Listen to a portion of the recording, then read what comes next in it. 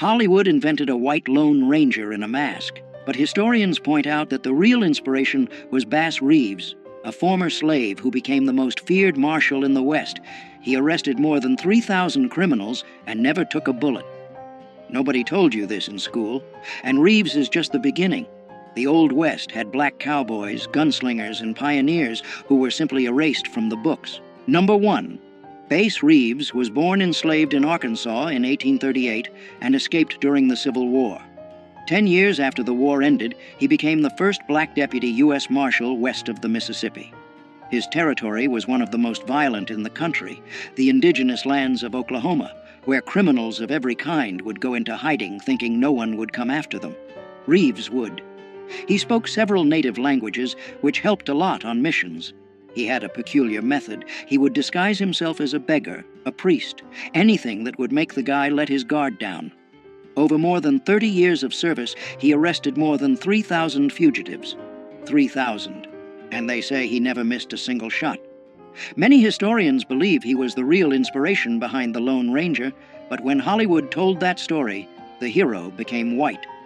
Reeves died in January 1910, at 71 years old, in Muskogee, Oklahoma, poor and practically forgotten. Number 2. Bill Pickett was born in 1870 in Texas, the son of former slaves, and grew up watching how ranch dogs kept cattle in line. That's where he got an idea no one had tried before, taking down a bull using his own teeth. He would grab the steer by the horn, twist the animal's neck, and bite the lower lip so hard the animal would lock up and fall. This technique became known as bulldogging and is still one of the most popular events in American rodeo today. Pickett became a headliner in the Miller Brothers Wild West shows, performing in arenas across the United States, Mexico, Canada, and even South America. But outside the arena, reality was different. In many towns, he couldn't stay in the same hotels as his white colleagues. Even so, he kept riding and competing for more than 40 years. In April 1932, at 61 years old, he was breaking a wild horse on a ranch in Oklahoma when the animal threw him and trampled him. He died doing what he'd done his whole life. Number 3. Nat Love was born in 1854 on a farm in Tennessee. He was born enslaved. When the Civil War ended, he was 11 years old and didn't have a penny. So he did something few people would have expected from a black boy at that time. He went west. At 15, he made it to Texas and got a job on a cattle ranch. He learned to break wild horses, drive cattle herds through dangerous territory, and shoot like very few. In 1876, on the 4th of July, he took part in a competition in Deadwood, South Dakota. He won every event, roping, shooting, and riding. That day, he earned the nickname Deadwood Dick. Later, he wrote his own autobiography telling all of this at a time when almost no black cowboy had a voice. But here's the part no one talks about. After years living that life, Nat ended up working as a train porter in Los Angeles. He died in 1921 at 66 years old, practically forgotten. The Old West had a short memory for men like him. Number 4. Bo Zickard was born enslaved in Mississippi in 1843, and after the Civil War became one of the most respected cowboys in Texas. Charles Goodnight, one of the toughest ranchers of that time, trusted him more than any other man on his crew. Zickard drove herds along trails where bandits and Comanches attacked without warning. On one of those trips, he saved Goodnight from a robbery, risking his own life. Goodnight publicly said Zickard outdid any white ranch hand he'd ever hired. At a time when a black man hearing something like that from a Texan was something that just didn't happen.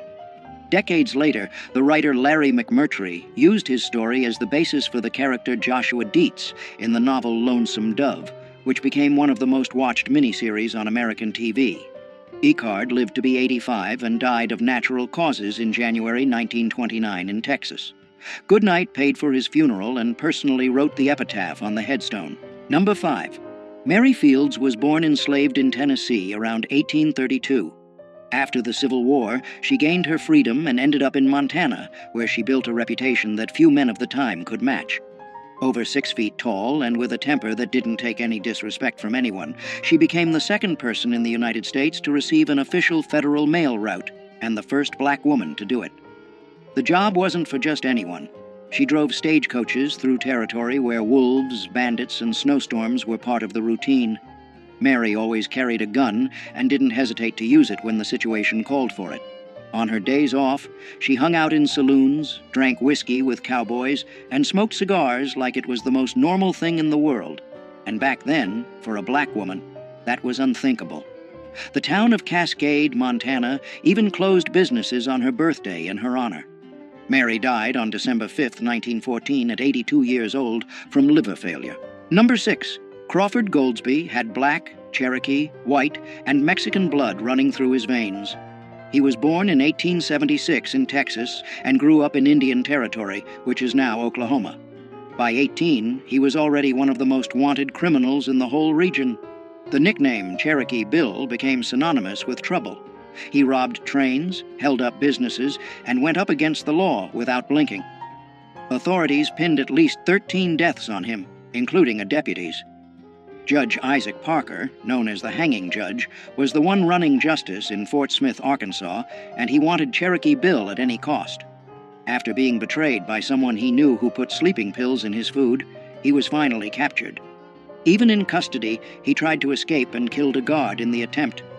On March 17, 1896, at only 20 years old, he climbed the gallows. When they asked if he had anything to say, he calmly answered that he hadn't come there to give a speech, just to die. Number 7. Isom Dart was born enslaved in Arkansas around 1849. When the Civil War ended, he was still a teenager and had nothing. No land, no money, no family who could help. So he did what many men of that time did. He headed west to try his luck. But his luck came with a price. He started out stealing cattle and horses in Wyoming, and he was good at it. He changed names like changing shirts. He lived for a while among Native Americans, learned how to disappear into the brush like he'd never existed. The authorities couldn't catch this guy. But here's the part not many people know. He tried to change his life. He bought a small ranch and tried to live honestly. The problem is, when you've got a past like that, the past comes to collect.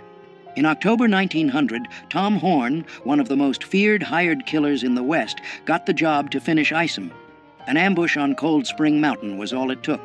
One clean shot, and Isom Dart went down at 51 years old. Number 8. This is George McJunkin. The guy was born enslaved in Texas in 1851 and never had access to any school. Even so, he taught himself to read and became one of the most respected cowboys in New Mexico. But what makes his story truly impressive has nothing to do with cattle. In 1908, after a major flood near the town of Folsom, McJunkin found huge bones sticking out of the ground in a ravine. He realized that wasn't normal. They were bones from giant bison that had gone extinct thousands of years ago, and along with them were spear points made by human hands. The problem was, nobody took him seriously at the time. McJunkin spent years trying to get scientists to pay attention to that place. He died in 1922 without seeing any recognition for his discovery. Only after his death did researchers finally go to the site and confirm that humans had been living in the Americas for at least 10,000 years. That changed everything science believed up to that point. Numero 9. Jim Beckwourth was born enslaved in Virginia in 1798, but his life took a turn that few people would expect. While still young, he gained his freedom and went west to work as a trapper, hunting beaver pelts in the mountains. During his travels, he ended up being adopted by the Crow tribe, where he rose through the ranks until he became a war chief. That's right, a former enslaved man leading warriors in one of the most respected tribes of the Great Plains. Beckwourth also discovered a pass in the Sierra Nevada mountains that still bears his name today, a route that helped thousands of settlers reach California. He lived between two worlds his whole life, moving between white society and native people without fully belonging to either side. He died around 1866 at 68 years old, and what makes his death even more intriguing is the theory that the Crow themselves may have poisoned him during a ritual because they believed his spirit would bring lasting strength to the tribe. Number 10.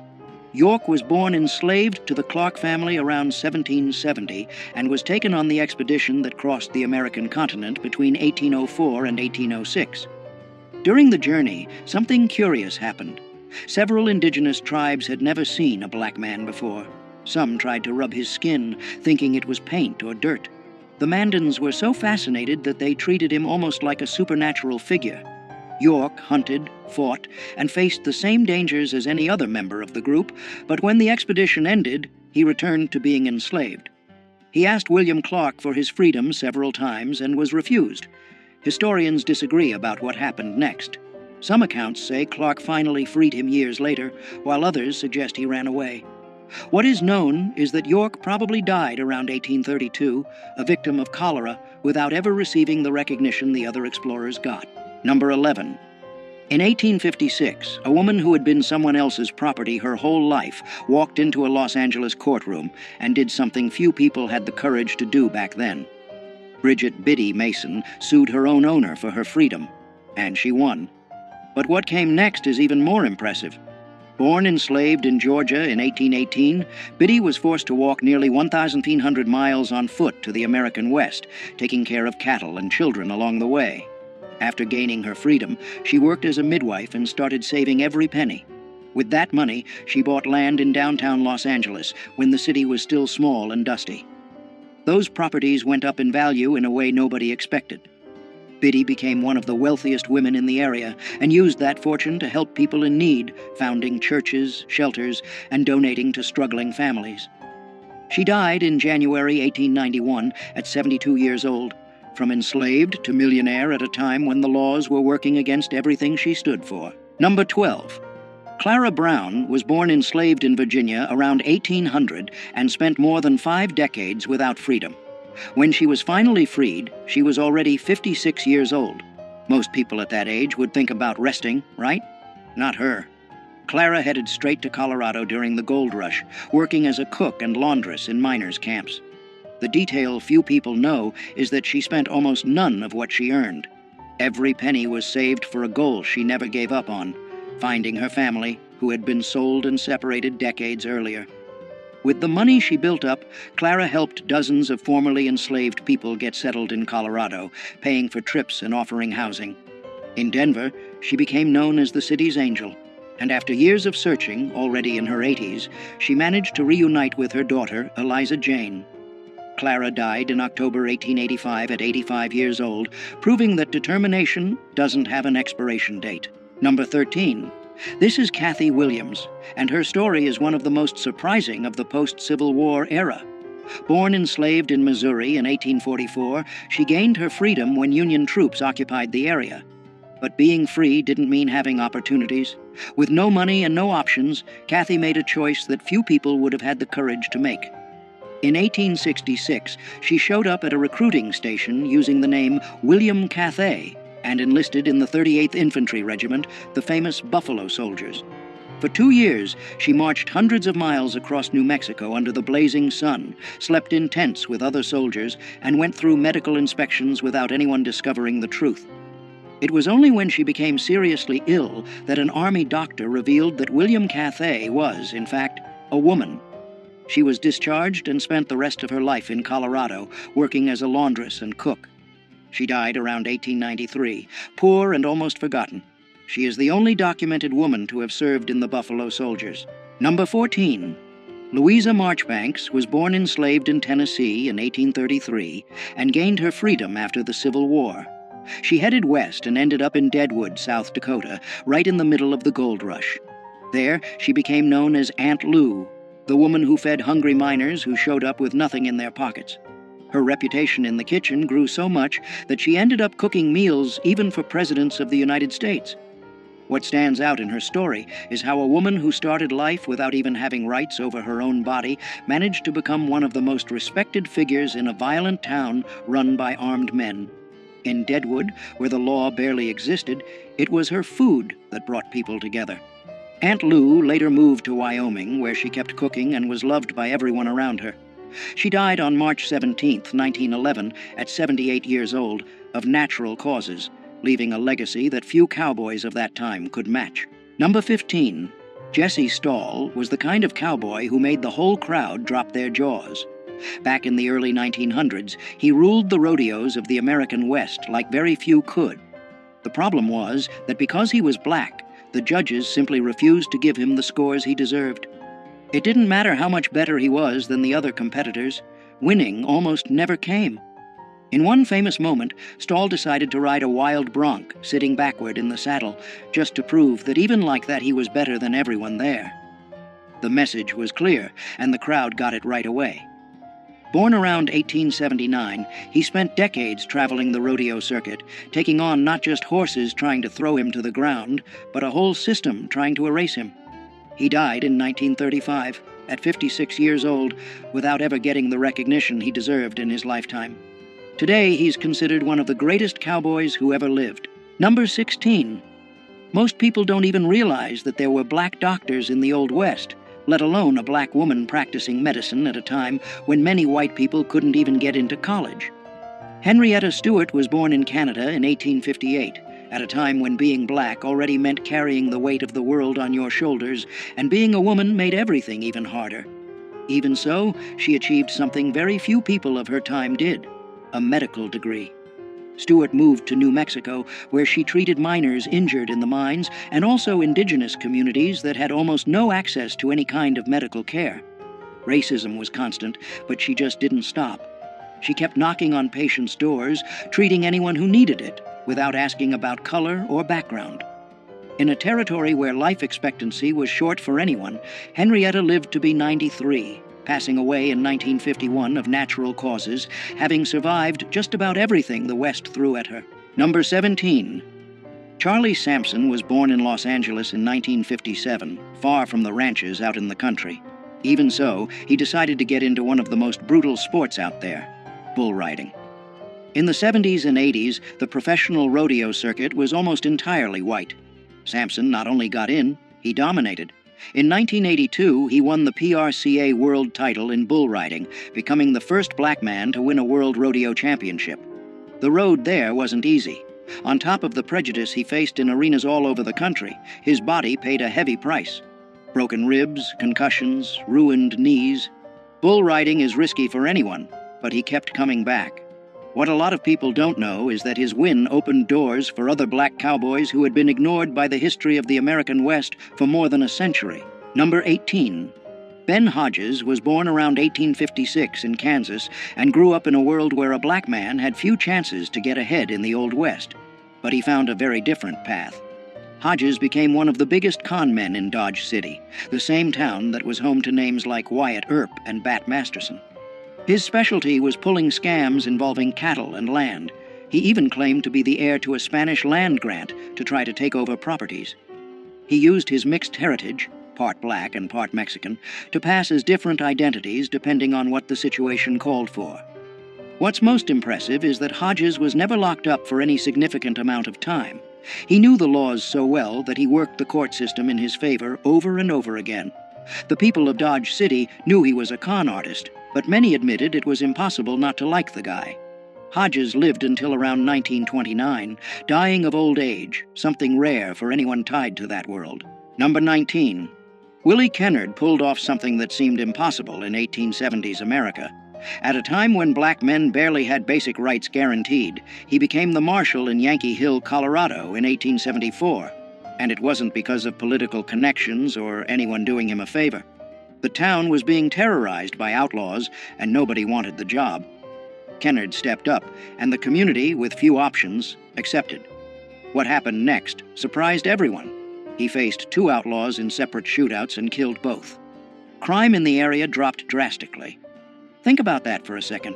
A black man walking around armed with a badge on his chest, enforcing the law in the Old West just 9 years after the end of the Civil War. His story basically disappeared from the books for more than a century. Kennard died sometime in the 1880s, and the circumstances were never cleared up. To this day, little is known about his final years. Number 20. Addie Huddleston built something that few people thought was possible in the Old West. At a time when being black was already enough to have doors slammed in your face, she opened her own doors, literally. In Cheyenne, Wyoming, Addie ran brothels and made real money doing it. We're not talking pocket change. She built up property and a sizable fortune in a territory where most black women could barely get domestic work. The most curious part is how she moved between two hostile worlds, the underworld of saloons and brothels dominated by white men, and a society that saw her as inferior because of her skin color. Even so, Addie thrived. Powerful men in town visited her establishments, which gave her a kind of informal protection. She died of natural causes in the 1880s, something rare for anyone in that line of work. While many madams ended up broke or murdered, Addie left the scene on her own terms.